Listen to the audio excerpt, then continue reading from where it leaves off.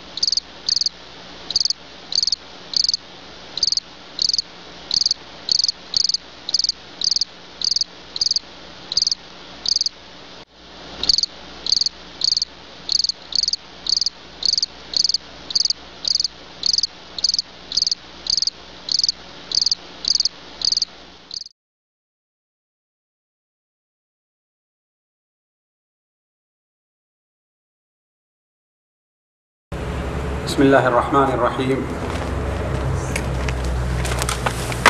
الحمد لله رب العالمين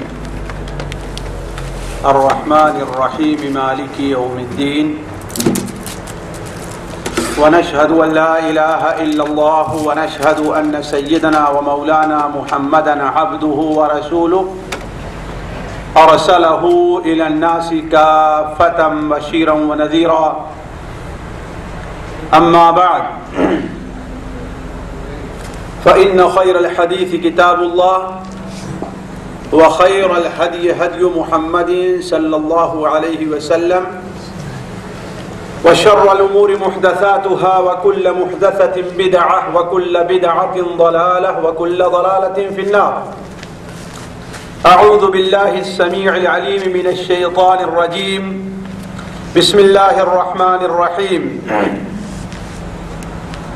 شهر رمضان الذي أنزل فيه القرآن هدى للناس وبينات من الهدى والفرقان، فمن شهد منكم الشهر فليصمه، ومن كان مريضا أو على سفر فعدة من أيام أخر، يريد الله بكم اليسر ولا يريد بكم العسر، ولتكملوا العدة ولتكبروا الله على ما هداكم ولعلكم تشكرون. وَإِذَا سَأَلَكَ عِبَادِي عَنِّي فَإِنِّي قَرِيبٌ أُجِيبُ دَعْوَةَ الدَّاعِ إِذَا دَعَانِ فَلْيَسْتَجِيبُوا لِي وَلْيُؤْمِنُوا بِي لَعَلَّهُمْ يَرْشُدُونَ. سبحانك لا علم لنا إلا ما علمتنا إنك أنت العليم الحكيم. رب اشرح لي صدري ويسر لي أمري واحلل عقدة من لساني يفقه قولي وَاحْلُلْ عُقْدَةً مِّن لِّسَانِي يَفْقَهُوا قَوْلِي.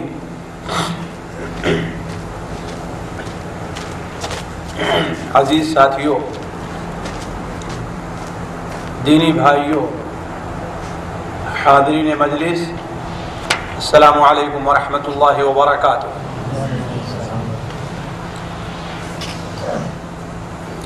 آج کی یہ مبارک مجلس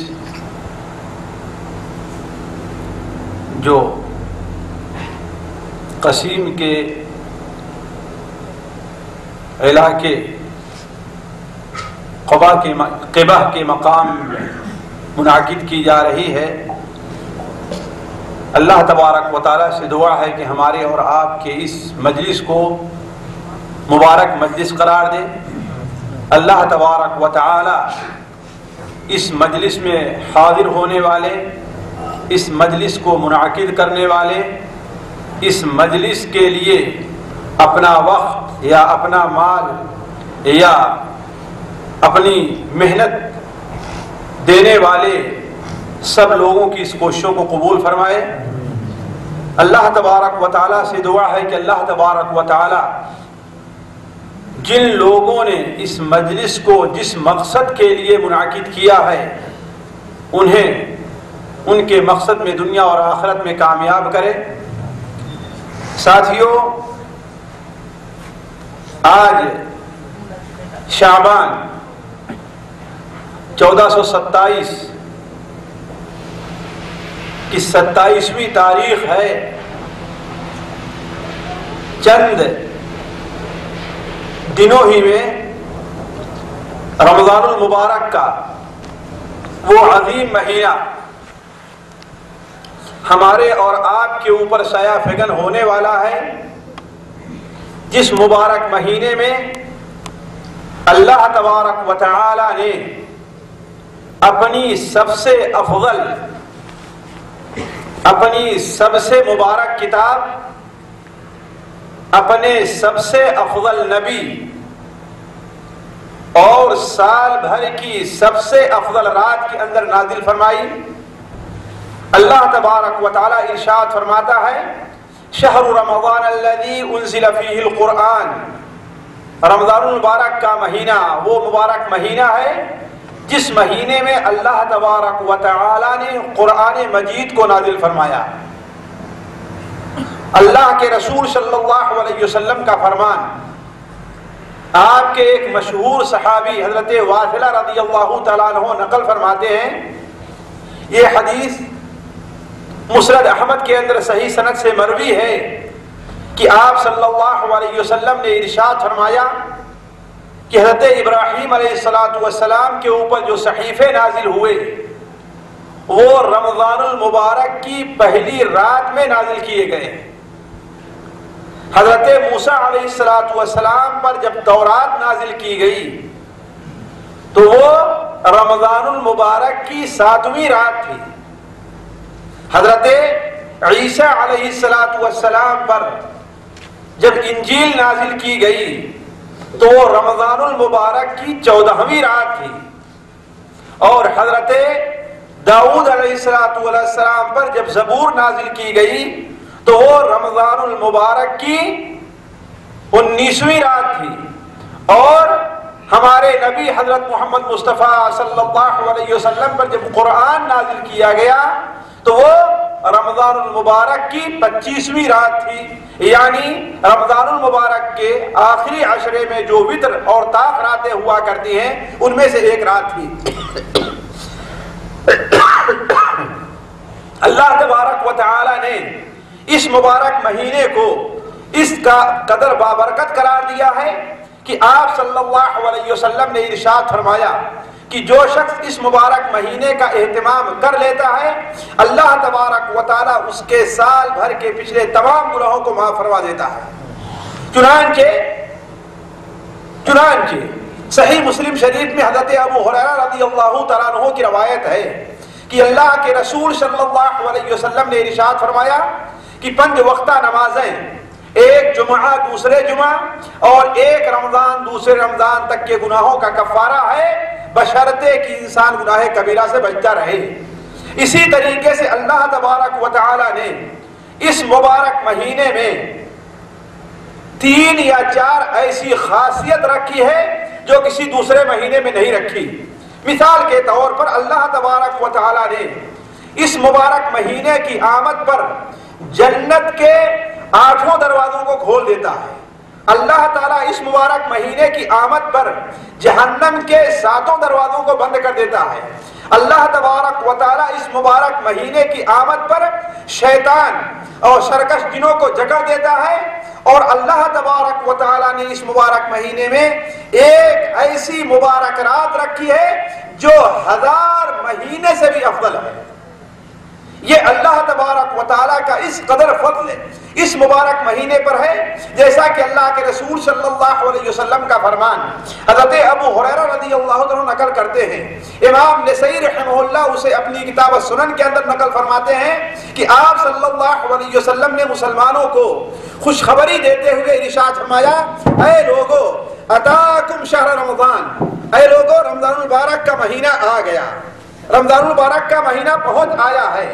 اس مبارک مہینے کا روزہ اللہ تبارک و تعالیٰ نے تمہارے اوپر فرض کیا ہے۔ اس مبارک مہینے میں اللہ تبارک و تعالیٰ جنت کے دروازوں کو کھول دیتا ہے اور کوئی دروازہ بند نہیں کیا جاتا، جہنم کے دروازوں کو بند کر دیتا ہے اور پورے مہینے کوئی دروازہ نہیں کھولا جاتا۔ اس مبارک مہینے میں اللہ تبارک و تعالیٰ سرکش شیطانوں کو جکڑ دیتا ہے، اور اللہ تبارک و تعالیٰ نے اس مبارک مہینے میں ایک ایسی رات رکھی ہے جو 1000 مہینے سے بہتر ہے۔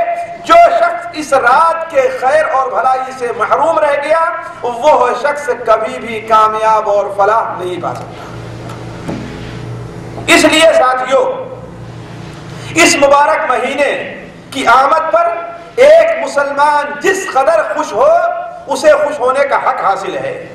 آخر اس مبارک مہینے کی آمد پر آپ دیکھتے ہیں کہ مسلمان پورے دن بھوک اور پیاس برداشت کرتے ہوئے گزار دیتے ہیں، ان کے ہونٹ سوکھے ہیں۔ خاص طور پر ہمارے وہ بھائی جو محنت کا کام کرتے ہیں وہ کس قدر تکلیف اور پریشانی برداشت کرتے ہیں، انہیں دیکھ کر کے کس قدر ایک مسلمان کو خوشی حاصل ہوتی ہے۔ اس مبارک مہینے کی آمد پر آپ دیکھیں گے کہ مسلمان جھوک در جھوک مسجد کی طرف بڑھتا جاتا ہے۔ مسلمان جس قدر مسجد طرف اس مبارک مہینے میں رخ کرتا ہے کسی دوسرے مبارک مہینے میں نہیں کرتا۔ اس مبارک مہینے میں آپ دیکھیں گے کہ مساجد کے اندر کوئی شخص کسی کنارے قرآن لے کر کے بیٹھا پڑھ رہا ہے، کوئی شخص کسی کنارے اللہ تعالیٰ کے ذکر میں مشغول ہے۔ آخر یہ کیوں ہے؟ اس مبارک مہینے کی خیرات اور برکات حاصل کرنے کے لیے ہے۔ لیکن ساتھیوں، جہاں پر ہمیں اور آپ کو اس مبارک مہینے کی آمد پر خوشی حاصل ہوتی ہے وہیں پر اللہ کے رسول صلی اللہ علیہ وسلم کی بات ایسی حدیثیں ہیں جن کو پڑھ لینے کے بعد ایک وہ مسلمان جس کے دل کے اندر اللہ تبارک و تعالیٰ نے ایمان رکھا ہے اور جو اللہ اور یوم آخرت پر ایمان رکھتا ہے وہ مسلمان تھوڑی دیر کے لیے جھجک ہی نہیں جاتا بلکہ اس کی روح کانپ جاتی ہے۔ مثال کے طور پر اللہ کے رسول صلی اللہ علیہ وسلم کا فرمان مستدرک حاکم میں حضرت کعب بن عجرہ رضی اللہ تعالیٰ عنہ سے مروی ہے، صحیح ابن خزیمہ اور صحیح ابن حبان میں حضرت ابو ہریرہ رضی اللہ تعالیٰ سے مروی ہے کہ اللہ کے رسول صلی اللہ علیہ وسلم ایک بار منبر پر تشریف لے جا رہے تھے۔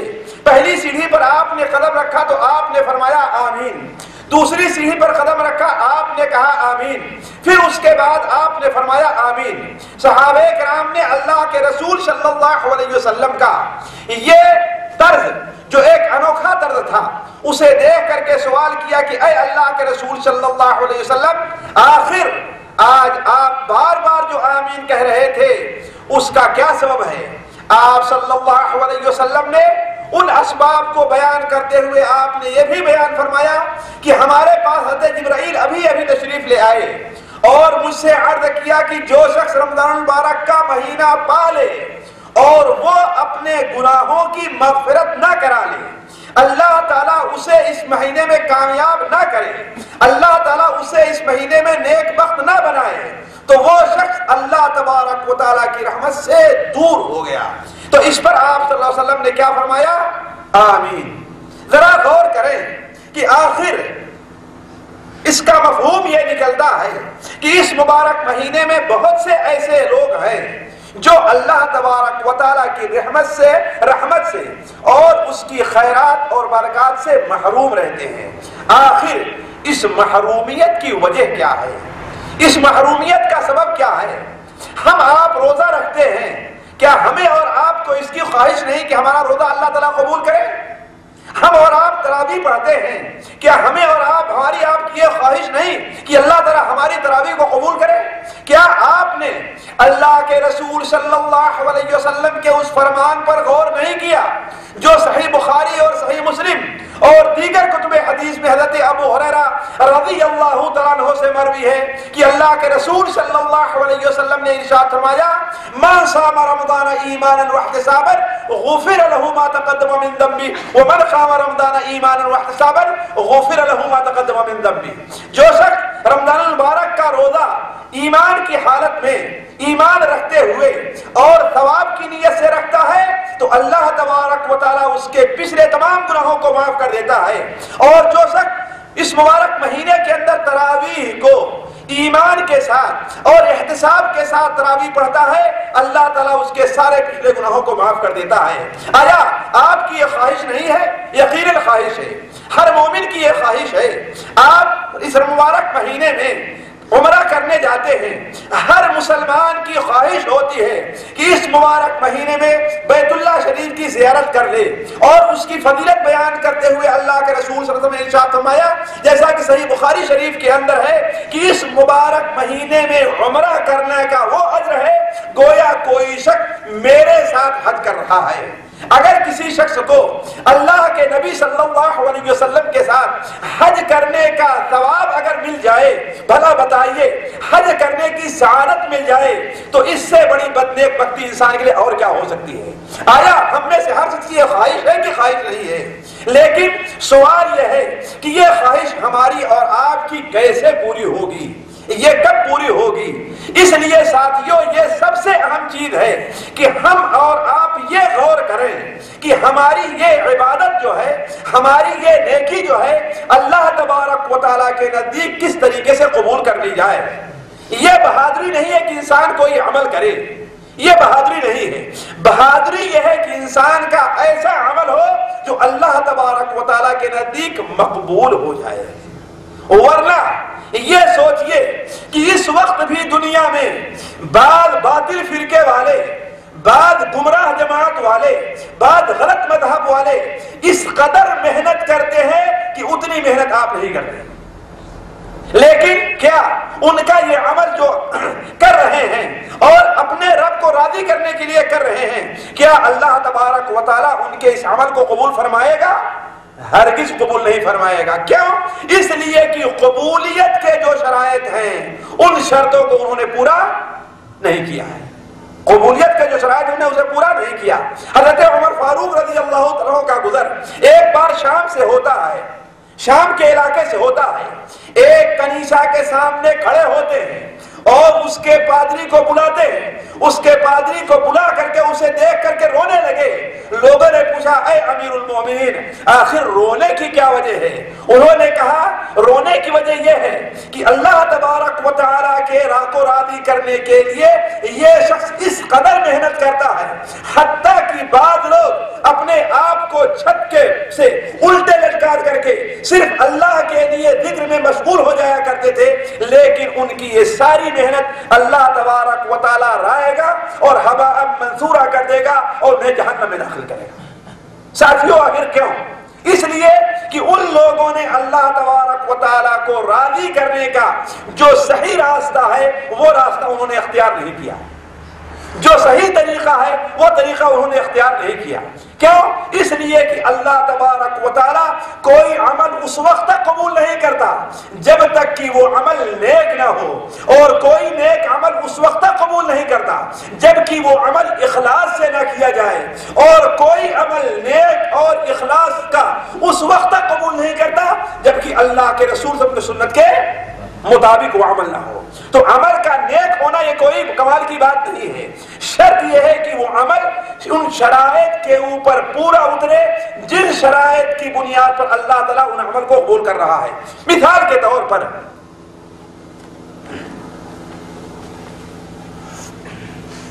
اللہ تبارک و تعالیٰ نے رمضان کے روزے کی قبولیت کے کچھ شرائط رکھے ہیں. ان شرائط کے اوپر سب سے پہلے ہمیں غور کرنا چاہیے. سب سے پہلے ہمیں غور کرنا چاہیے. سوچیں کہ ہم اور آپ اس چیز سے کس قدر غفلت میں ہیں. امام ابن رجب رحمہ اللہ اپنی کتاب لطائف المعارف میں نقل کرتے ہیں کہ سلف عمل سے زیادہ اس بات کے خواہش مند رہا کرتے تھے کہ ان کا یہ عمل کب سے قبول کیا جائے. اسی لیے سلف کے بارے میں نقل کیا ہے کہ بہت سے سلف 6 مہینے تک تو یہ دعا کرتے تھے کہ اللہ تبارک و تعالیٰ انہیں رمضان المبارک تک پہنچا دے، اور رمضان المبارک کا مہینہ جب گزر جاتا تھا تو 6 مہینے تک وہ دعائیں کرتے تھے کہ اللہ تبارک و تعالیٰ ان کے اس مہینے کی عبادت کو قبول کر دے۔ آخر ہم نے کبھی اس پر توجہ دی؟ میرے اپنے ناقص علم کے مطابق ساتھیوں، رمضان المبارک کی عبادت، اس کے روزے قبول ہونے کے لیے 3 شرطیں بڑی اہم ہیں۔ 3 بڑی اہم شرط ہیں۔ اگر ان شرطوں کو ہم نے پورا نہیں کیا تو ہمارا روزہ اللہ تعالیٰ کے نزدیک مقبول نہیں ہے۔ اگر ان شرطوں کو ہم نے پورا نہیں کیا تو یہ روزے اور یہ تراویح ہمارے گناہوں کے کفارے نہیں ہے۔ اگر ان شرطوں کو ہم نے پورا نہیں کیا تو یہ روزہ ہمارے لیے دلیل بننے کے بجائے کہیں ہمارے خلاف دلیل نہ بن جائے۔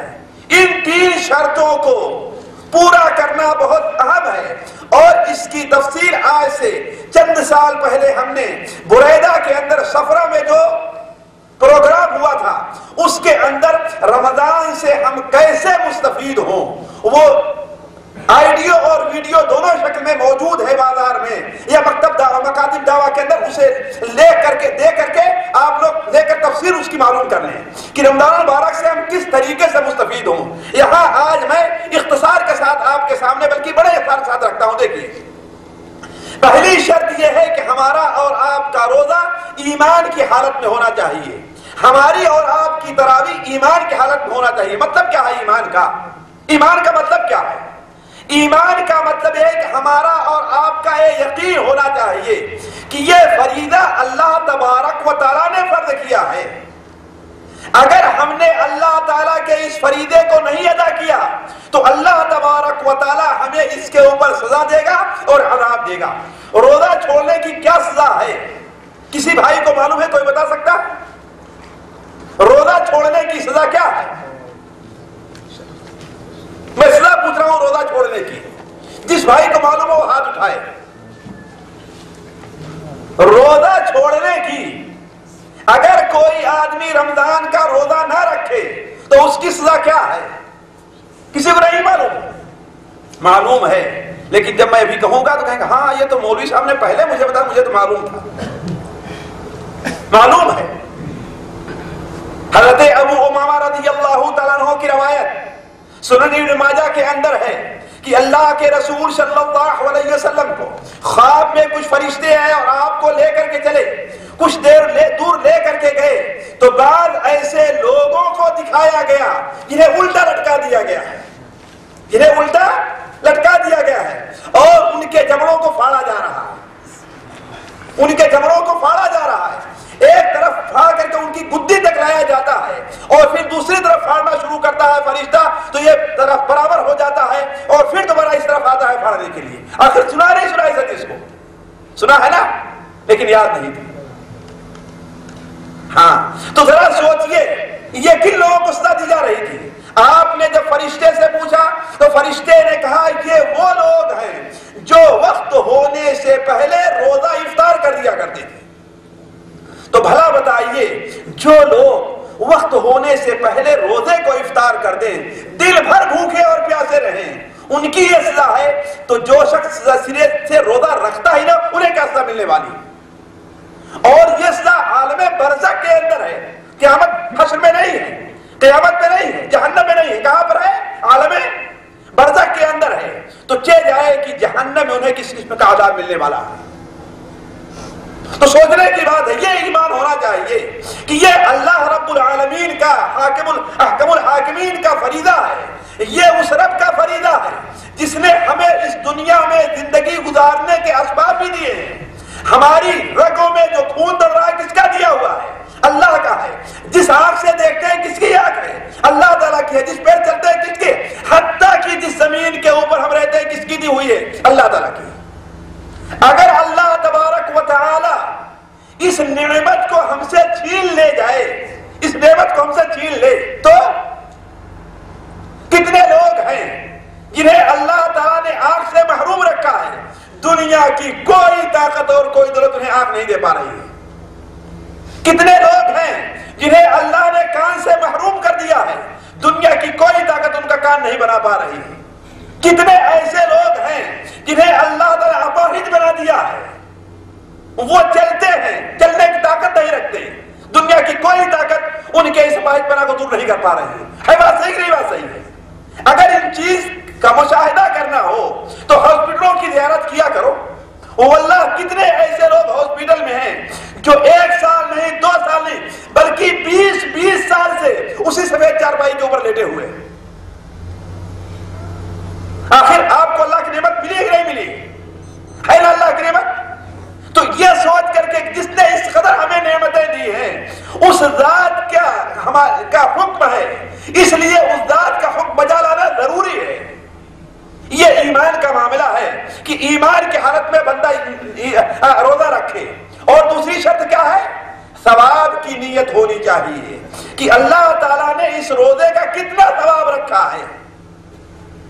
ایک روزہ رکھنے کا کتنا بڑا ثواب ہے، کوئی بھائی بتا سکتے ہیں؟ جی کسی بھائی کو معلوم ہے؟ جی ارے بھائی معلوم تو ہونی چاہیے یہ چیزیں، تبھی تو رمضان کے روزے کی فضیلت حاصل ہوگی. اس روزے کی کیا فضیلت ہے اس بھائی کو نہیں معلوم؟ ہاتھ اٹھائے کسی کو معلوم ہو تو. اور اگر پوچھ لیا جائے کہ سلمان خان کی تازی فلم کون آئی ہے تو شاید کوئی ایسا نہ ہو جو نہ بتا پائے. اور ایک ہمارے بھائی نے پتہ نہیں کہاں میرا پروگرام تھا تو مذاق کرنے کے لیے، لوگ جو ہے اپنی بدبختی سے باہر نہیں آتے، مذاق کرنے کے لیے میں کیا جانوں سلمان خان کون ہے. واللہ مجھے نہیں معلوم تھا، مجھے نہیں معلوم تھا کون ہے سلمان خان.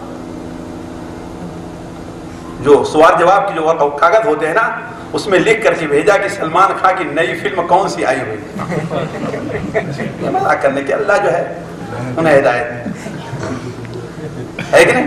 تو اگر پوچھا جائے ابھی کہ کون سی فلم ہے بہت سے لوگ بتا دیں گے، لیکن ایک روزے کا ثواب کتنا بڑا ہے بھلا بتائیے، کتنا بڑا ہے. ایک آدمی کوئی بتائے، مولوی صاحب کے علاوہ، مولوی صاحب لوگوں کے علاوہ کوئی بتائے. ساتھیوں نہیں معلوم ہے؟ معلوم ہے لیکن یاد نہیں ہے. معلوم ہے لیکن یاد نہیں ہے. صحیح بخاری شریف میں حضرت ابو سعید خدری کی روایت ہے، واللہ ذرا سنیں کہ ہم لوگ کس قدر غفلت میں ہیں. پورا سال گزر جاتا ہے لیکن ہم سے روزہ نہیں رکھ پاتے. پورا سال گزر جاتا ہے. کتنے ہمارے ایسے بھائی ہیں، اور یہ بڑی خوشی ہوگی کہ یہاں پر جو لوگ ہیں وہ سارے روزہ رکھتے ہوں نفلی روزہ بھی، لیکن جو حالات ہمارے ہیں، کتنے ایسے بھائی ہیں کہ اگر رمضان المبارک کا کوئی روزہ ان کی کسی مجبوری سے چھوٹ جاتی ہے تو سال گزر جاتا ہے لیکن روزہ رکھنے کی توفیق نہیں ہوتی. ہوتا ہی نہیں ہوتا ہے. کتنی ہماری ایسی بہنیں ہیں جو سال گزر جاتا ہے رمضان المبارک میں ان کا جو روزہ چھوٹا اسے وہ پورا نہیں کر پاتی. کیوں؟ اس لیے کہ اس پر ایمان نہیں ہے. حساب لگائیں، اس پر ایمان نہیں ہے. اگر ایمان ہوتا کہ یہ اللہ رب العالمین کا فریضہ ہے تو اسے کبھی بھی نہ چھوڑ دے، اسے پورا کرنے کی کوشش کرتے. واللہ جب تک پورا نہ ہو جائے اس وقت تک انسان کو چین نہیں ملتا. اگر یہ ایمان ہو ہمارا اور آپ کا، ہم میں کا ہر شخص دعویٰ کرتا ہے کہ ہمارا ایمان اس کے اوپر ہے، لیکن واللہ اگر ایمان ہوتا، ہمارا ایمان اس پر ہو جائے کہ رمضان مبارک کا روزہ اللہ کا فریضہ ہے، تو بغیر اس روزے کو پورا کیے ہوئے ہمیں امن اور چین نہ محسوس ہو، ہمارا خوف لاحق ہو، ہمیں پریشانی ہو کہ یہ ایک روزہ ہم سے رہ گیا ہے، کتنا جلدی ہم اسے پورا کر لیں. تو ایک دن کا روزہ رکھنا، وہ بھی نفل روزہ. فرض روزے کی بات تو اور چھوڑ دے، بڑی اہمیت ہے اور بڑی فضیلت اس کی ہے. ایک دن کے روزے سے متعلق اللہ کے رسول صلی اللہ علیہ وسلم کا فرمان ہے، صحیح بخاری شریف میں ہے کہ جو شخص ایک دن کا روزہ اللہ کی رضا کے لیے رکھتا ہے، کس کے لیے؟ اللہ کی رضا کے لیے، تو اللہ تبارک و تعالیٰ اس کے بیچ اور جہنم کے بیچ اتنی دوری کر دیتا ہے جتنی دوری آسمان اور زمین کی ہوا کرتی ہے. یہ کتنی فضیلت ہے صرف ایک روزہ رکھنے کی. چاہے جائے کہ کوئی شخص پورے مہینے کا روزہ 29 اور 30 دن کا روزہ اللہ تعالیٰ کی رضا کے لیے رکھ لے تو، لیکن شرط یہ ہے کہ اللہ تبارک و تعالیٰ کو راضی کرنا مقصود ہو، دکھانا نہ ہو. رسم کو نہ پورا کرنا ہو. ہمارے یہاں بہت سے لوگ جو روزہ رکھتے ہیں ان کا روزہ رسمی روزہ ہوا کرتا ہے، اسی لیے بہت سے لوگ روزہ رکھے سخت بخار میں مبتلا ہوتے ہیں لیکن روزہ چھوڑنے بہت روزہ نہیں چھوڑتے. کیوں؟ اس لیے کہ عادت، کہیں ارے روزہ کم چھوڑ دیں، ایک عادت سی بن گئی ہے. جس طریقے سے جو عورت پردہ کرنے کی عادی ہو اسے پردہ چھڑانا چاہو تو وہ پردہ جلدی، اس لیے کوئی عادی بن گئی ہے. آپ عادی ہو جائیں کہ آپ ننگے جسم بازار میں نہیں نکلتے ہیں، اگر آپ کو نکلنا ہو جائے تو آپ نہیں نکلیں گے. تو یہ کام ثواب کے لیے نہیں ہو رہا بلکہ عادتاً ہو رہا ہے. شرط ہے ساتھیوں کہ اللہ کی رضا کے لیے، اللہ کو راضی کرنے کے لیے روزہ رکھا جائے. تو یہ دوسری شرط ہے روزہ کی قبولیت کی. اور تیسری شرط یہ ہے کہ وہ کام جو روزے کے ثواب کو برباد کر دیتے ہیں اس سے پرہیز کیا جائے. یہ بڑی اہم چیز ہے. ڈاکٹر کے ہاں آپ گئے، ڈاکٹر نے آپ کو علاج دیا، وہ کیا کہتا ہے؟ دیکھو یہ علاج استعمال کرو، اور دوسری چیز ہے کہ وقت کی پابندی کے ساتھ استعمال کرو، اور تیسری چیز یہ ہے کہ فلاں فلاں چیز کے کھانے سے پرہیز کرو. ہے کہ نہیں؟ ہے نا؟ کہا یہ علاج لے جاؤ اور دن میں 3 بار کھانا ہے کہ نہیں؟ اس کا مطلب 2 بار کھائے تو علاج اپنا صحیح عمل صحیح اثر نہیں کرے گا. اور دوسری چیز، تیسری بات کیا ہے کہ وہ چیزیں جو اس علاج کے اثر کو ختم کر دیتی ہیں اس سے پرہیز کرنا ہے. مثال کے طور پر ایک بلڈ پریشر کا مریض ہے، ڈاکٹر کے پاس گیا، ڈاکٹر نے اسے علاج بتایا اور کہا دیکھو تھوڑا نمک سے پرہیز کرنا، تلی ہوئی چیز کھانے سے پرہیز کرنا. لیکن وہ کیا کرتا ہے؟ خوب نمک بھی کھایا جا رہا ہے، خوب تلی ہوئی چیز بھی کھایا جا رہا ہے. تو وہ علاج اس کے لیے مفید ہوگا؟ مفید نہیں ہوگا، نہیں ہوگا. کیوں؟ اس لیے کہ اس علاج کے اثر کو ختم کر دینے والی جو چیزیں ہیں اس سے وہ پرہیز. اسی طریقے سے ساتھیوں روزہ بندہ ایمان کے طور پر رکھے، احتساب کے طور پر رکھے، اور روزے کے ثواب کو برباد کر دینے والی جو چیزیں ہیں اس سے پرہیز. اور اللہ کے رسول صلی اللہ علیہ وسلم اسے بیان فرمایا. حضرت جابر بن عبداللہ کی ایک حدیث ہے، صحیح ترغیب و ترہیب کے اندر میں پڑھ رہا تھا کہ ایک شخص اللہ کے رسول کی خدمت میں حاضر ہوا اور کہتا اے اللہ کے رسول صلی اللہ علیہ وسلم میں ایمان لاتا ہوں، میں ایمان لاتا ہوں، نماز پڑھتا ہوں، نماز پڑھوں گا، روزہ رکھوں گا، زکوٰۃ دوں گا، تو میرا شمار کن لوگوں میں ہوگا؟ میں نماز ہی پڑھوں گا، رمضان کے روزے بھی رکھوں گا، زکوٰۃ بھی دوں گا، تو میرا شمار کن لوگوں میں ہوگا؟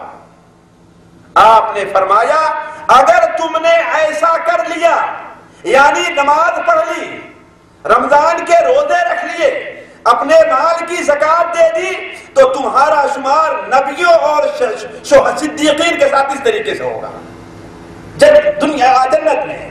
لیکن بشرطے کہ تم والدین کی نافرمانی نہ کرو. معلوم یہ ہوا کہ والدین کی نافرمانی جو گناہ کبیرہ ہے، گناہ کبیرہ ان اعمال کے ثواب کو برباد کر دیتا ہے. جیسا کہ صحیح مسلم شریف میں اللہ کے رسول نے ارشاد کیا، ہم نے آپ کے سامنے رکھا کہ 5 وقت کی نمازیں اور ایک جمعہ دوسرے جمعہ اور ایک رمضان دوسرے رمضان کے گناہ تک کے گناہوں کا کفارہ ہے، بشرطے کہ انسان بڑے بڑے گناہوں سے، کبیرہ گناہوں سے پرہیز کرتا رہے. اس لیے ساتھیوں اپنا محاسبہ کرنے کی ضرورت ہے کہ ہم میں سے کون ہے، اس سے کون سا بڑا بڑا گناہ ہو رہا ہے. اگر وہ اس بات کا خواہش مند ہے کہ رمضان کا روزہ اللہ تعالیٰ اس سے قبول فرمائے، رمضان کا روزہ اللہ تعالیٰ اس کا قبول فرمائے، اگر وہ یہ خواہش مند ہے تو اسے ان چیزوں سے پرہیز کرنا ہوگا. اگر کسی سے رمضان المبارک کے مہینہ آمد سے پہلے گناہ کا کام اور کبیرہ گناہوں کا کام ہو رہا ہے تو اس سے توبہ کر لینا ضروری ہے. یہ ہے مقصد، اور یہاں مجھے اس مندر پہ لا کے آپ کو کھڑا کرنا ہے. اتنی لمبی تمہید جو ہم نے باندھی ہے وہ کس لیے؟ اس منزل پر لا کر کھڑا کرنے کے لیے کہ ہم میں کا ہر شخص آج یہاں بیٹھ کر کے اپنے گریبان میں منہ ڈال کر کے سوچے کہ آیا وہ کون کون سے گناہ کر رہا ہے ان گناہوں سے توبہ کرے. اگر وہ خواہش مند ہے کہ رمضان المبارک کا روزہ اس سے قبول کیا جائے، اس کی تراویح قبول کی جائے اور لیلۃ القدر کا قیام اس سے قبول کیا جائے. اگر وہ اپنا محاسبہ نہیں کرتا تو یہ سارے اعمال اس کے کیا ہیں؟ اللہ تعالیٰ کے نزدیک مقبول نہیں. ہم یہ نہیں کہتے فائدہ نہیں ہوگا، نہیں، اس کا فائدہ ہوگا، اس کا فائدہ ہونے والا ہے، یہ نہیں فائدہ نہیں ہوگا. لیکن جو فائدہ یہ ہونا چاہیے کہ اللہ اس کے سارے گناہوں کو معاف کر دے، یہ ہونے والا نہیں ہے. ساتھیوں، اصل گناہ کیا ہے؟ یہ بڑی اہم چیز ہے. گناہ کس کو کہتے ہیں؟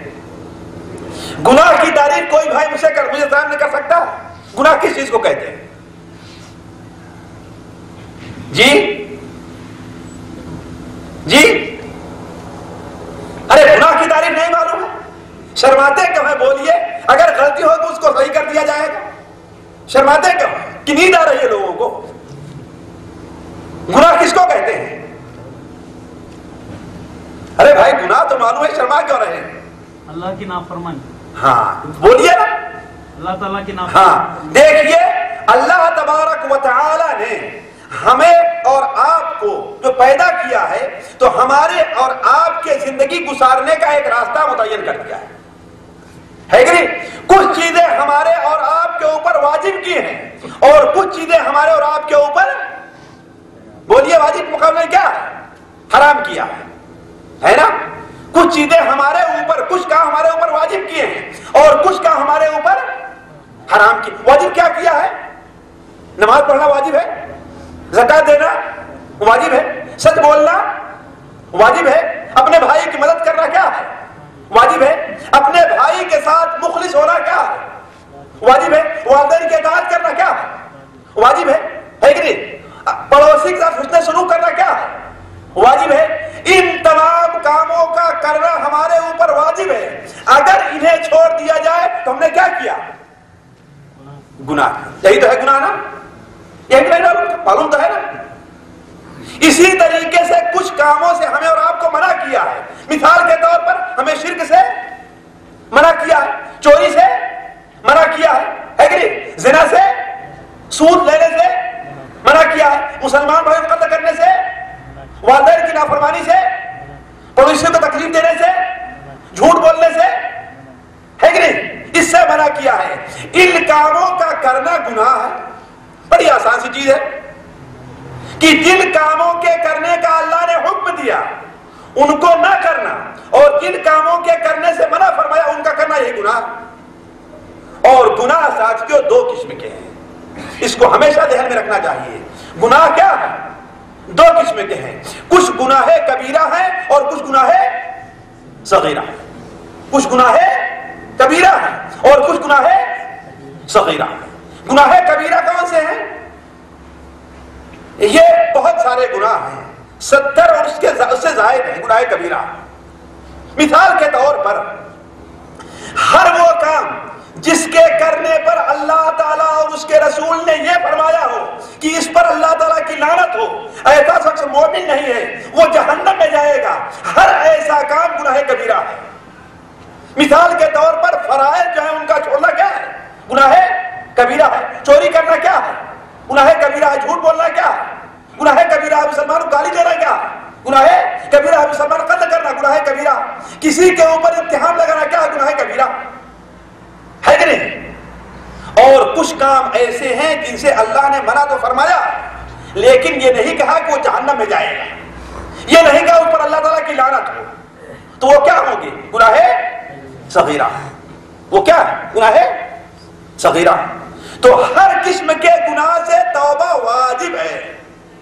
کوئی بھی گناہ انسان سے ہو اس سے توبہ کرنا واجب ہے.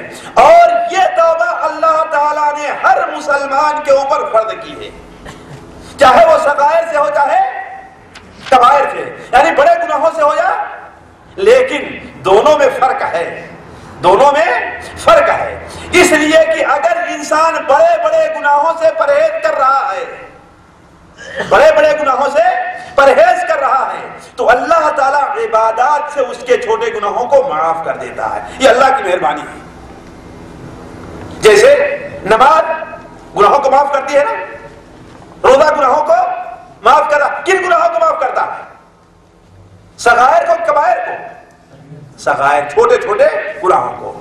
تبھی تو اللہ تعالیٰ ارشاد فرماتا ہے کہ ان تجتنبوا کبائر ما تنہون عنہ، اگر تم لوگ ان بڑے بڑے گناہوں سے بچتے رہے جس سے تمہیں روکا گیا ہے تو نکفر عنکم سیئاتکم، ہم تمہارے چھوٹے چھوٹے گناہوں کو معاف کر دیں گے، چھوٹے گناہوں کو معاف کر دیں گے. وندخلکم مدخلا کریما، اور تمہیں ہم عزت کی جگہ میں داخل کریں گے.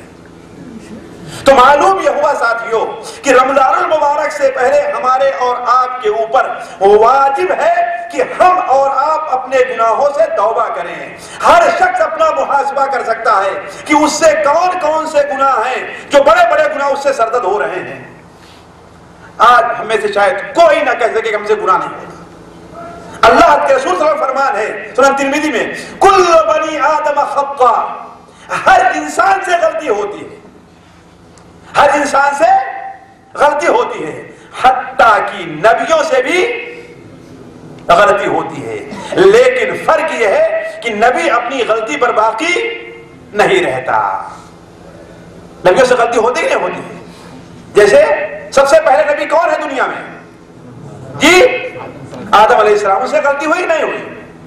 اور سب سے پہلے رسول دنیا میں کون ہے؟ حضرت نوح، ان سے غلطی ہوئی نہیں ہوئی. ان کی غلطی کیا تھی؟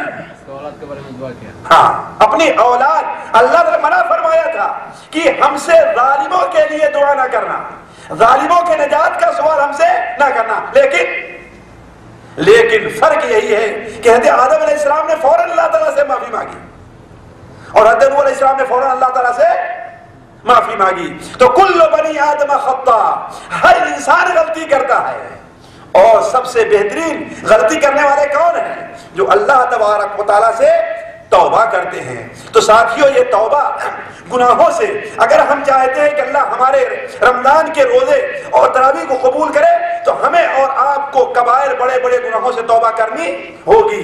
اس توبہ کے اندر اللہ تعالیٰ نے ہمیں اور آپ کو بہت بڑی خیر اور بڑی فضیلت رکھی ہے. مثال کے طور پر، وقت زیادہ نہیں ہے اس لیے ہم اس کی صرف ایک آدھ فضیلت بیان کرتے ہیں کہ اس لیے کہ ہم میں کا ہر شخص گنہگار ہے اور وہ توبہ کا محتاج ہے، تو اسے توبہ کرنی چاہیے. تو اسے کیا حاصل ہوگا؟ ایک چیز تو یہ ہے کہ اللہ تبارک و تعالی، صرف ایک فضیلت بیان کرتا ہوں بس، کہ اللہ تبارک و تعالی اگر بندہ سچے دل سے توبہ کر لے، سچے دل سے توبہ کر لے، تو اللہ تبارک و تعالی اس کے گناہوں کو نیکیوں میں بدل دیتا ہے. جی کس میں بدل دیتا ہے؟ نیکیوں میں. لیکن اس توبہ کے شرائط ہیں جو ابھی آپ کے سامنے میں رکھوں گا. اس لیے ان باتوں کو مختصر کر دے رہا ہوں. کیوں؟ اس لیے کہ ہم اس کے زیادہ محتاج ہیں. تو توبہ کی فضیلت یہ ہے کہ اللہ تعالیٰ اگر بندہ صدق دل سے توبہ کرتا ہے تو اللہ تعالیٰ بندے کے نیک گناہوں کو کس میں بدل دیتا ہے؟ نیکیوں بدل دیتا ہے. قرآن مجید 19ویں پارے سورہ الفرقان کے آخر میں اللہ تعالیٰ ارشاد فرماتا ہے، إِلَّا مَنْ تَابَ وَآمَنَ وَعَمِلَ عَمَلًا صَالِحًا فَأُولَٰئِكَ يُبَدِّلُ اللَّهُ سَيِّئَاتِهِمْ حَسَنَاتٍ. جو لوگ ایمان، وہ لوگ جنہوں نے گناہوں سے توبہ کیا، ایمان لے آئے اور نیک عمل کیا. بغیر نیک عمل کے انسان کی توبہ، کوئی آدمی نماز نہ پڑھے اور توبہ کرتا رہے، انسان جھوٹ بولنا نہ چھوڑے، چوری کرنا نہ چھوڑے اور چوری سے توبہ کرتا رہے، جھوٹ بولنا نہ چھوڑے اور جھوٹ بولنے سے توبہ کرتا رہے، تو یہ توبہ اللہ تعالیٰ قبول نہیں کرتا.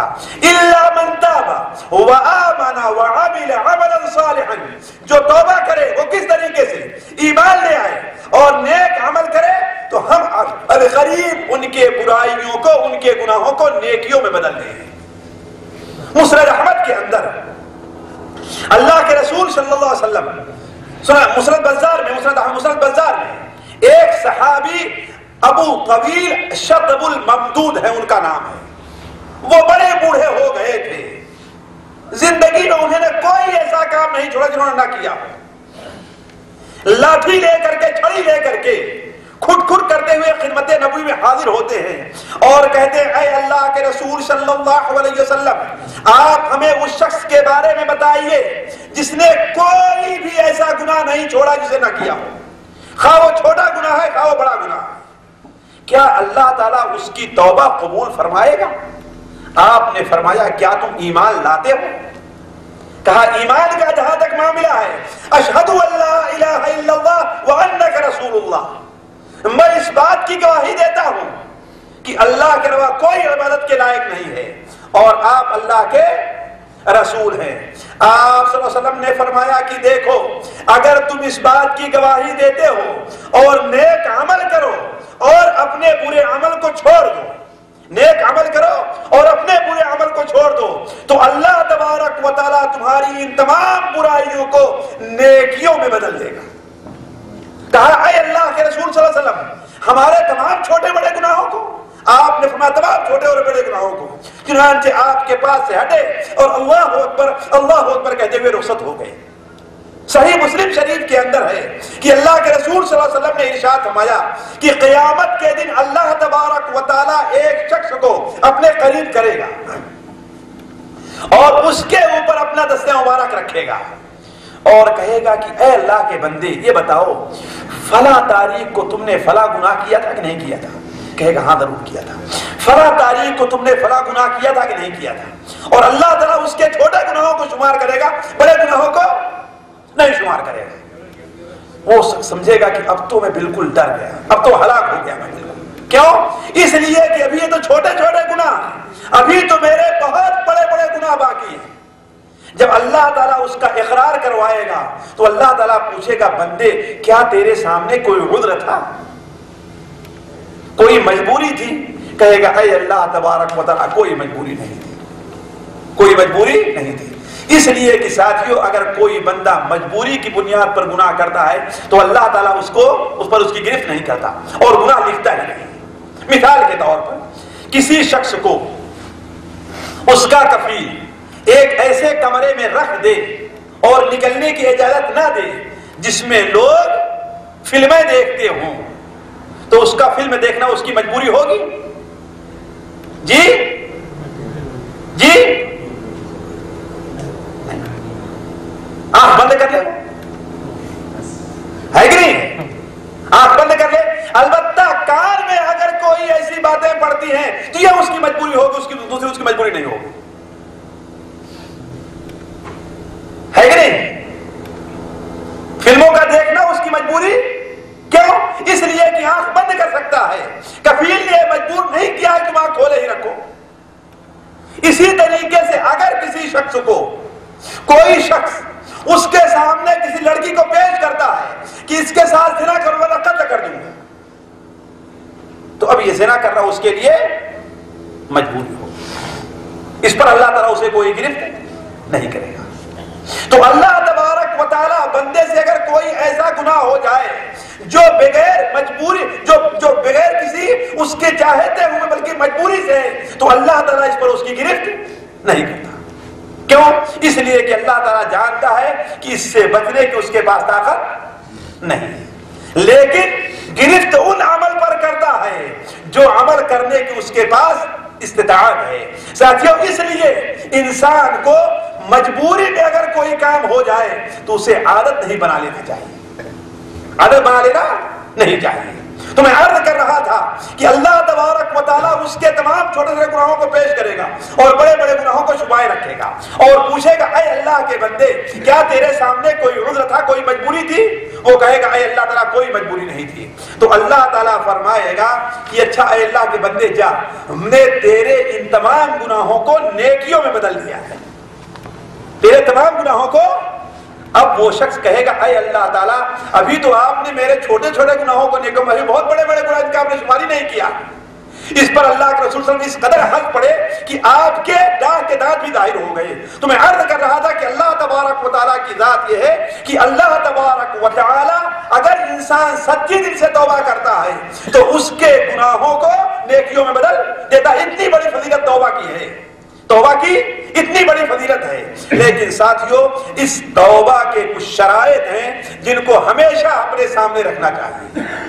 پہلی شرط یہ ہے کہ توبہ کرنے والا مشرک اور کافر نہ ہو، اس لیے اس کے لیے ضروری ہے کہ وہ سب سے پہلے شرک اور کفر سے توبہ کرے۔ شرک اور کفر پر باقی رہتے ہوئے اگر کوئی شخص اپنے گناہوں سے توبہ کرتا ہے تو اللہ تعالیٰ اس کی توبہ قبول نہیں کرتا۔ اسی لیے کافر کتنا بھی عمل کر رہے ہیں، کتنی محنت کرتے ہیں، واللہ مسلمان آج اتنی محنت نہیں کرتے جس قدر اس وقت کافر خصوصاً نصارہ اپنے مذہب کو پھیلانے کے لیے محنت کر رہے ہیں۔ بڑے کم مسلمان ہیں، شاید ایک تو ہو جو اتنی محنت کر رہے ہوں۔ اس کی ایک مثال میں آپ کو دیتا ہوں، کون ایسا مسلمان ہے؟ امریکہ کا صدر کارٹر اس وقت اپنے مذہب کی تبلیغ کر رہا ہے۔ مجھے بتائیے کہ مسلمانوں کا کون سا ایسا بادشاہ ہے جو افریقہ کے تپتے ہوئے صحرا میں جا کر کے اپنے مذہب کی تبلیغ کر رہا ہے؟ لیکن امریکہ کا صدر ہے وہ، اس کے باوجود کیا ہے؟ افریقہ میں جاتا ہے اور کس کی تبلیغ کر رہا ہے؟ اپنے مذہب کی تبلیغ کر رہا ہے۔ ایک پرچہ نکلتا ہے میگزین عربی میں جس کا نام ہے الاسرہ، الاسرہ، اور عورتوں کے لیے بڑا بہترین پرچہ ہے الحمدللہ۔ نہ اس میں کوئی تصویر ہے نہ کوئی اور چیز، کچھ نہیں ہے، بالکل صاف ستھرا ہے۔ اس میں اس کے اندر ایک واقعہ ہم نے پڑھا، ذرا اس کو پر غور کیجئے کہ کس قدر وہ لوگ محنت کر رہے ہیں، اور ہمارے لیے باعث عبرت ہونی چاہیے کہ ہم نے اپنے دین کے لیے کیا کیا ہے، ہم نے اپنے دین کے لیے کیا پیش کیا، ہم نے کیا محنت کی، کیا مدد کی ہے دین کے لیے۔ ہم سے تو یہاں تک نہیں ہو پاتا ہے کہ ایک مسلمان ہمارے پڑوس میں جو رہتا ہے وہ نماز نہیں پڑھتا تو ہم تو اس سے یہاں تک نہیں کہہ سکتے ارے بھائی نماز پڑھو، چل کے نماز پڑھو۔ سامنے سے جا رہے ہیں، دکان پر بیٹھا ہوا ہے، لیکن اسے نہیں کہتے۔ ہم سے تو یہ نہیں ہو سکتا کہ ہمارے سامنے ایک مسلمان بھائی فلمیں دیکھ رہا ہے، ہم اس سے منع کرتے فلمیں دیکھنے سے، بلکہ ہم میں سے کون ایسا ہے جو فلمیں دیکھنے سے اپنے آپ کو بچائے ہوئے ہیں؟ یہ فلمیں دیکھنا گناہ کام نہیں؟ کیا ہم چاہتے ہیں کہ فلمیں بھی دیکھیں اور ہمارا رمضان کا روزہ بھی قبول ہو؟ واللہ یہ بہت بڑی برائی ہے، بہت بڑی برائی ہے جو مسلمانوں کے اندر اس وقت پائی جا رہی ہے۔ دوسری قوموں میں بھی ہم نہیں کہتے، لیکن مسلمان کیا ہے، یہ چیز ناجائز اور حرام ہے اور اس کا ارتکاب مسلمان کر رہا ہے۔ اور بات صرف اب تو فلموں کی نہیں رہ گئی ہے، اب تو نوجوان ایسے بدبخت ہمارے ہو گئے کہ ڈش کے اندر ایسی ایسی تصویریں دیکھتے ہیں جو تصویر دیکھنا کسی بھی صورت میں جائز نہیں ہے۔ حتیٰ کی بات اب یہاں تک سیکس اور جنسی فلموں تک پہنچ گئی ہے کہ نوجوان بڑی خوشی سے جا کر کے اسے دیکھ رہا ہے، نماز پڑھنے کی اسے پرواہ نہیں ہوگی، لیکن یہ فلمیں دیکھنا اس کے ہاں چلے گا۔ اور بہانہ کیا بناتے ہیں کہ خبریں دیکھنے کے لیے ہم ڈش لگائے ہوئے ہیں۔ کیا بہانہ بناتے ہیں؟ خبریں دیکھنے کے لیے ہم ڈش لگائے ہیں، لیکن کتنے ایسے لوگ ہیں جو صرف خبریں دیکھنے کے لیے اس کا استعمال کرتے ہیں۔ آیا یہ شریعت میں جائز ہے؟ یہ فلمیں، یہ ڈرامے، یہ چیزیں ہمارے سامنے جو پیش کی جا رہی ہیں، یہ کم سے کم ایک مسلمان کے لیے کسی بھی صورت میں اللہ تعالیٰ نے جائز نہیں قرار دیا۔ اس لیے ضروری ہے کہ وہ مسلمان جو اپنے دین کا حریص ہو، واللہ بات لمبی ہو جائے گی ورنہ میں آپ کے سامنے عرض کرتا کہ یہ فلمیں آج کل مسلمان نوجوانوں کی صحت کے لیے جس قدر نقصان دہ ہیں وہ کسی ڈاکٹر سے جا کر کے پوچھیے۔ آج کتنے ایسے مسلمان ہیں، کتنے ایسے مسلمان نوجوان ہیں جنہوں نے اپنی صحت کو صرف فلمیں دیکھ کر کے، خاص طور پر جنسی صحت کو، جنسی قوت کو صرف فلمیں دیکھ کر کے برباد کیا انہوں نے۔ سوچنے کی بات تو میں عرض کر رہا تھا، بات دوسری طرف سے نکل گئی۔ میں آپ کے سامنے جو بات کہنا چاہتا تھا، ہاں، اس واقعے کی طرف میں اشارہ کر رہا تھا کہ اس کے اندر ہم نے ایک واقعہ پڑھا۔ ریاض کا ایک نوجوان چھٹی کے دنوں میں کہاں کا سفر کرتا ہے؟ افریقہ۔ کس لیے جا رہا ہے؟ دین کی تبلیغ کے لیے۔ اور اللہ تبارک و تعالیٰ نے ساتھیوں ابھی یہاں بڑی خیر رکھی ہے کہ جہاں بہت سے لوگ اس گرمی کی چھٹیوں کو غلط کام کے اندر استعمال کرتے ہیں، وہاں بہت سے لوگ ایسے ہیں جو خالص دین کے لیے اپنی خدمات کو پیش کر رہے ہیں۔ بڑے آرام کی زندگی ان کی یہاں بسر ہوتی ہے۔ آپ لوگ جانتے ہیں کہ جس قدر آرام کی زندگی یہاں بسر کرتے ہیں، ان کی گاڑیاں ایئر کنڈیشن، ان کے گھر ایئر کنڈیشن، مسجد ایئر کنڈیشن، لیکن گرمی اور پریشانی کیوں برداشت کرتے ہیں جا کر کے؟ صرف اللہ کے لیے، اللہ قبول کرے ان کی خدمات کو۔ ہمیں اور آپ کو کہ بیٹھ کر کے صرف ان پر اعتراضات کرتے رہتے ہیں، کوئی بھی ہماری ایسی مجلس نہیں ہوگی جس کے اندر سعودیوں کی برائی نہ ہوتی ہو عمومی طور پر، لیکن ان کی خوبیاں بھی بیان کریں ہم اور آپ کہ ان میں ایک خوبیاں بھی ہیں۔ تو وہ نوجوان سفر کرتا ہے اور راستے میں سوچتا ہے کہ شاید مجھ سے بہتر عمل کوئی اور نہ کرے۔ کیوں؟ اس لیے کہ بچوں کو چھوڑ کر کے، بیوی کو چھوڑ کر کے، چھٹی ملتی ہے آرام کرنے کے لیے، وہ سارا چھوڑ کر کہاں جا رہا ہے؟ افریقہ کے تپتے ہوئے صحرا میں، وہی گرمی کے موسم میں، گرمی کے موسم میں۔ وہ خود بیان کرتا ہے کہ میں وہاں پر پہنچا، ہوٹل میں رکا، ہوٹل میں رکنے کے بعد جن لوگوں سے معاملہ طے تھا وہ آئے، نہایا دھویا اور کپڑا پہنا اور باہر نکلا۔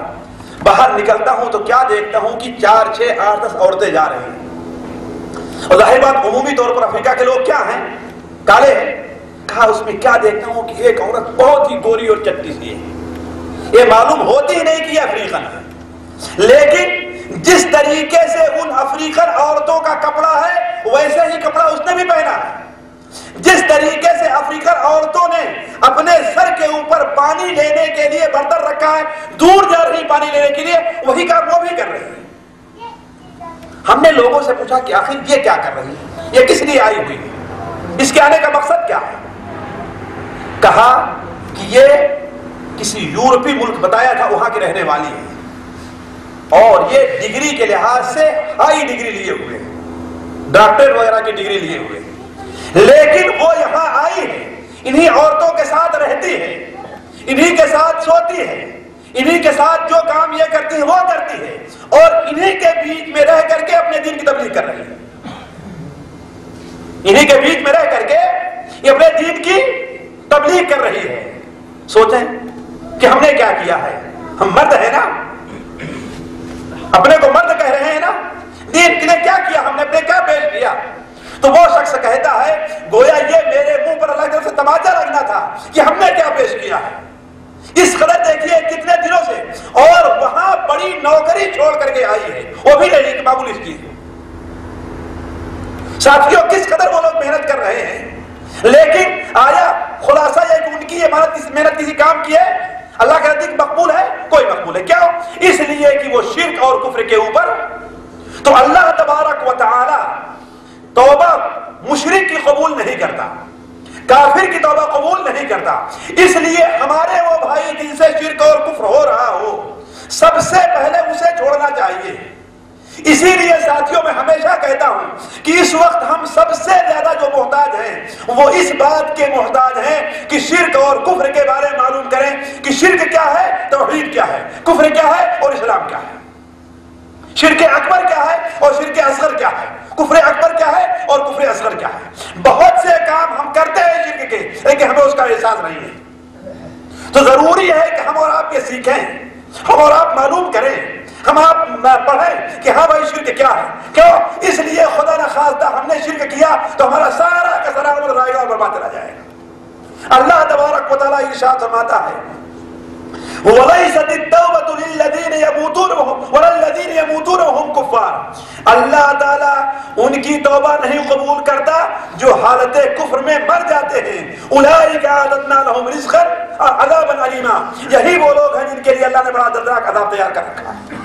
اللہ کے رسول صلی اللہ علیہ وسلم کا فرمان ہے، حضرت عبداللہ ابن عباس نقل کرتے ہیں شرح السنہ کے اندر ہے کہ آپ نے فرمایا کہ جو شخص یہ جانتا ہے کہ میں اس کے اوپر قدرت رکھنے والا ہوں، اس کے گناہوں کو معاف کر سکتا ہوں اور اس پر اس کی گرفت بھی کر سکتا ہوں، تو میں اس کے گناہوں کو معاف کر دوں گا، مجھے کوئی پرواہ نہیں ہوگی، لیکن شرط یہ ہے کہ وہ میرے ساتھ کسی کو شریک نہ ٹھہراتا۔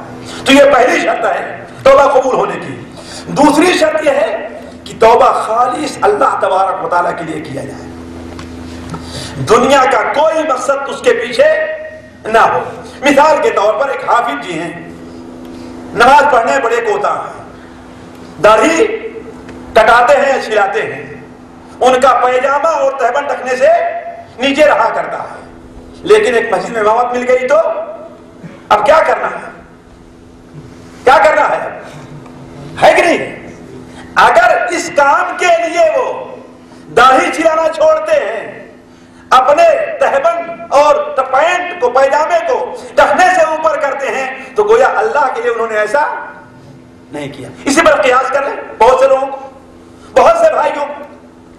مثال کے طور پر ایک شخص ہے فلمیں دیکھنے کا عادی ہے، لیکن دیکھتے دیکھتے دیکھتے دیکھتے اس کی طبیعت بھر گئی ہے اور اب فلمیں دیکھنا چھوڑ دے رہا ہے، تو کیا مطلب اس پر اس کو ثواب ملے گا؟ یہ توبہ قبول ہوگی؟ نہیں قبول ہوگی۔ یہ ہونا چاہیے دل کے اندر کڑھن ہو کہ اللہ تعالیٰ اس پر ہمیں عذاب دے گا، اللہ تعالیٰ ہماری اس پر گرفت کرے گا، اللہ تعالیٰ ہمیں اس پر سزا دے گا۔ اللہ تعالیٰ کے خوف سے کوئی گناہ چھوڑ دیا جائے، اللہ تعالیٰ کے خوف سے کوئی گناہ چھوڑا جائے اور توبہ کی جائے تو اللہ تبارک و تعالیٰ اس توبہ کو قبول کرتا ہے۔ جیسا کہ مسلم شریف اور بخاری شریف میں حضرت ابو ہریرہ رضی اللہ عنہ روایت ہے کہ اللہ کے رسول صلی اللہ علیہ وسلم نے ارشاد فرمایا کہ ایک بندہ گناہ کا کام کرتا ہے، پھر کہتا اے اللہ تعالیٰ ہم سے گناہ ہو گیا، معاف کر دیجیے۔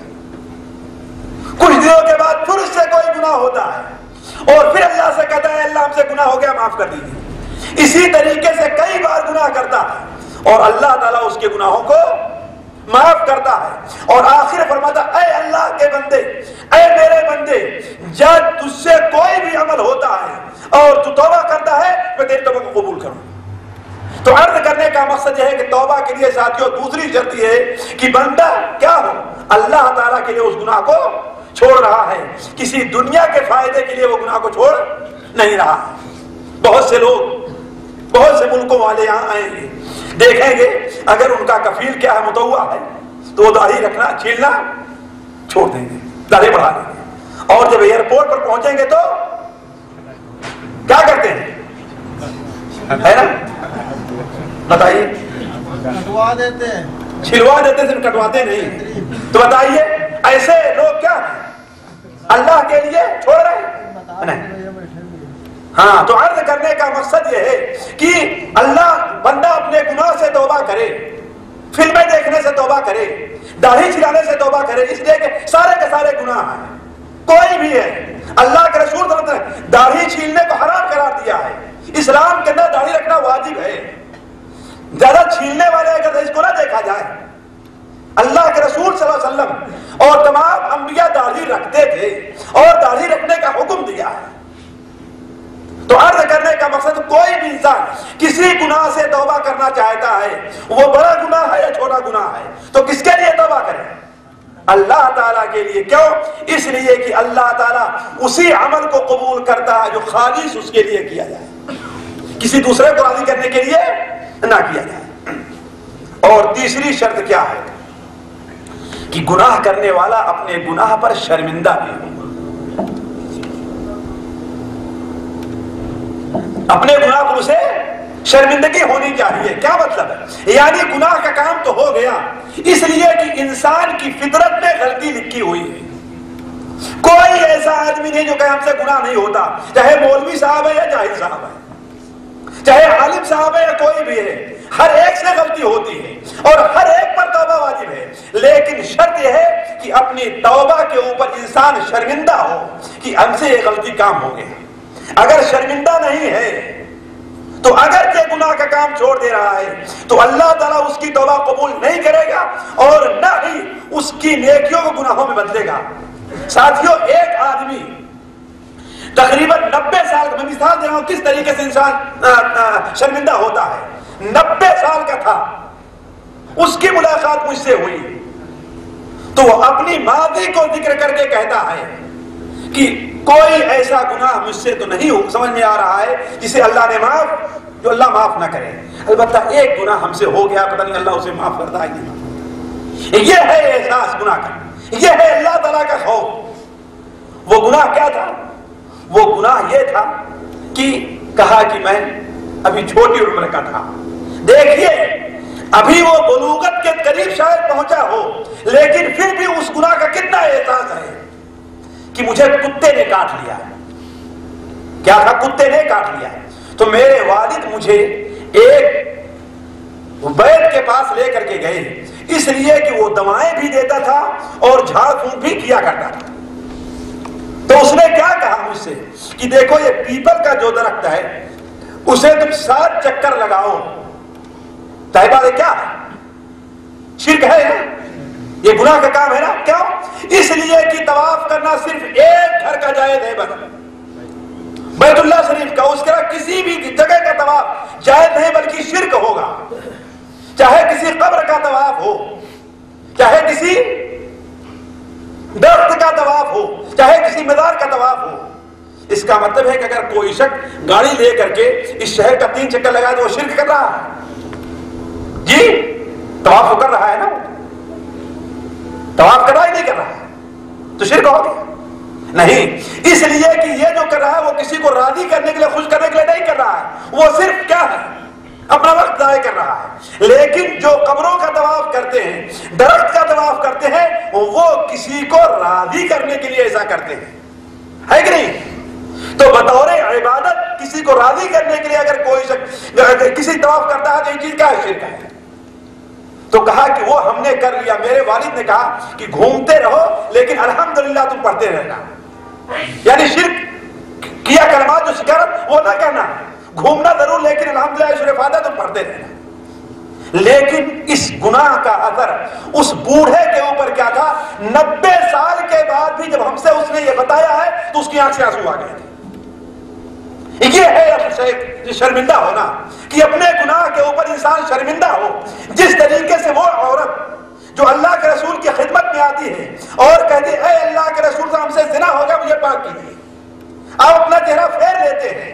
4 بار اس نے کہا آپ مجھے ایسے ہی واپس کرنا چاہتے ہیں جس طریقے سے معاذ اسلمی کو واپس کیا ہے، اے اللہ کے رسول میں زنا سے حاملہ ہوں۔ آپ نے اس کے ولی کو، اس کے سرپرست کو بلایا اور کہا کہ لے جاؤ اور اس کے ساتھ بھلائی کا سلوک کرنا یہاں تک کہ اس بچہ پیدا ہو جائے۔ بچہ پیدا ہوا اور فوراً اللہ کے رسول کی خدمت میں آتی ہے کہ اے اللہ کے رسول صلی اللہ علیہ وسلم، آپ نے کہا تھا کہ جب بچہ پیدا ہو جائے تب آنا، یہ دیکھیے بچہ پیدا ہو گیا۔ آپ نے اسے پھر واپس کر دیا۔ یہ ہے دیکھیے احساس کہ ہم سے غلطی ہوئی ہے، اللہ تعالیٰ کے سامنے شرمندہ ہو۔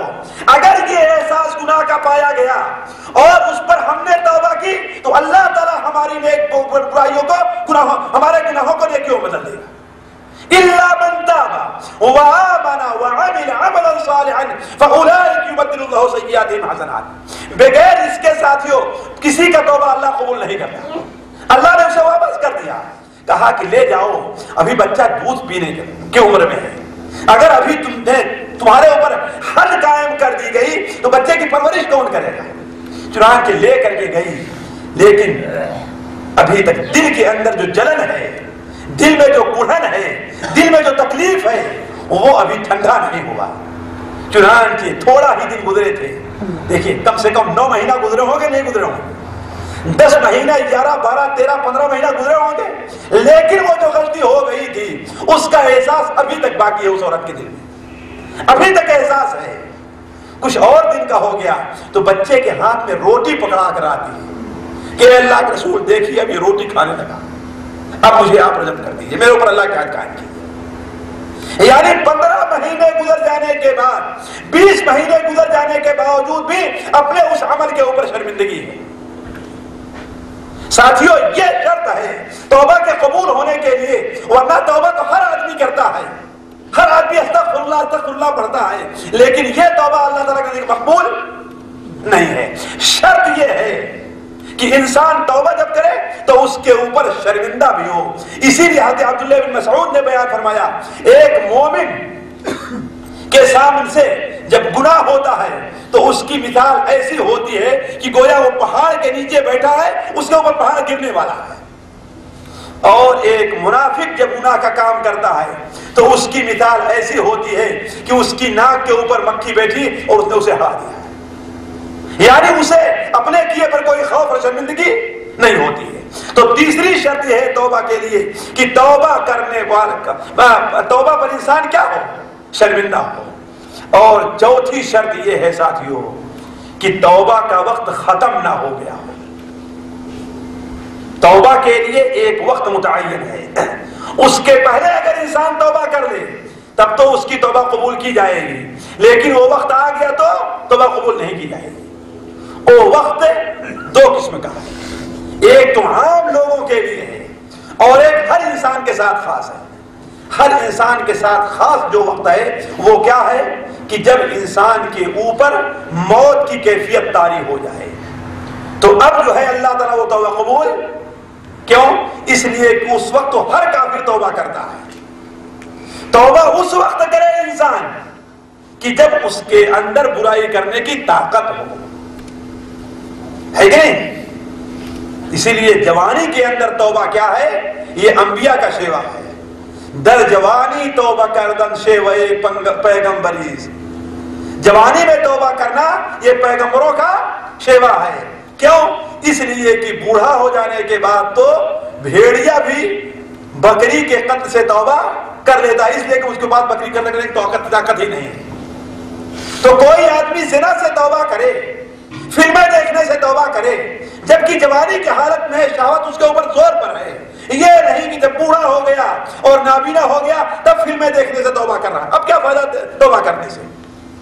تو توبہ ایسے وقت میں کرے کہ انسان کے اندر گناہ کرنے کی سکت اور نیک عمل کرنے کی سکت موجود ہو۔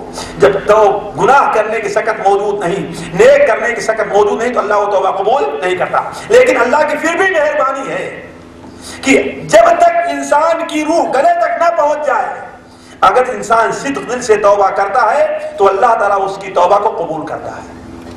یہ مہربانی ہے، چاہے بوڑھا ہے چاہے جوان ہے۔ اور عام لوگوں کے ساتھ یہ ہے کہ جب سورج مشرق کے بجائے کہاں سے طلوع ہو جائے؟ مغرب سے طلوع ہو جائے۔ اگر مغرب سے سورج طلوع ہو گیا تو اس وقت اللہ تبارک و تعالیٰ کسی کی توبہ قبول نہیں کرے گا۔ اور توبہ کے لیے ساتھیوں 5ویں شرط ہے جو بڑی اہم ہے، بڑی اہم ہے۔ اگر کسی کا حق لیا ہے، کسی کے اوپر ظلم کیا ہے، تو وہ حق واپس کرے، اس کے بعد توبہ کرے۔ مثال کے طور پر ایک شخص ہے، دکان پہ کام کرتا ہے، اسے احساس ہوا کہ ہم چوری کرتے تھے، ہم چوری کرتے تھے، اب چوری سے توبہ کرنا چاہتا ہے، تو کیا ہے کہ چوری کا مال وہ واپس کرے۔ ہم سے کئی بار کئی لوگوں نے سوال کیا کہ ہم سے یہ غلطی ہوا کرتی تھی کہ دکان پہ رہتا تھا، اب اگر کفیل کو بتاتے ہیں تو کفیل ناراض ہو جائے گا، اور صحیح بات ہے، ناراض ہوگا۔ اگر وہ اللہ کا نیک بندہ نہیں ہے، احساس سے نہیں ہے، تو وہ ضرور ناراض ہوگا۔ تو کیا ہمارے یہ گناہ اللہ تعالیٰ معاف کرے گا؟ وہ مال اسے واپس کرنا ہے یا اس سے معافی مانگنی ہے کہ ہاں بھائی ہم نے تمہاری اتنی چوری کی ہے دکان سے یا فلاں جگہ سے، اگر آپ معاف کر دیں تو بڑی مہربانی، ورنہ کتنا بنتا ہے آپ ہم سے لے لیں۔ ضروری ہے کہ اگر لوگوں کا حق ہے تو ان کا حق واپس کیا جائے۔ کیوں؟